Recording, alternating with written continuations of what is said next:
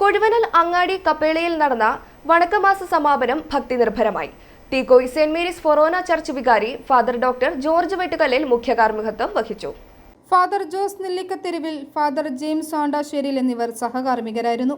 പരിപാടികളിൽ കൊന്ത, വിശുദ്ധ കുർബാന, ലതീഞ്ഞ്, വണക്കമാസം എന്നിവ ഉൾപ്പെട്ടിരുന്നു. വണക്കമാസ സമാപനത്തിനോടനുബന്ധിച്ച് ഓവാവ് ഷോയും അരങ്ങേറി.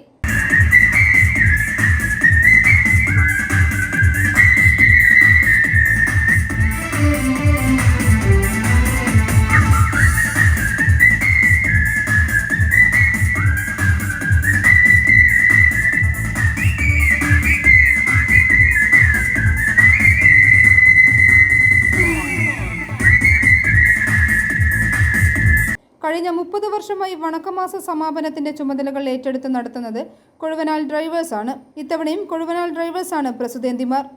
i4e news, Ettumanoor.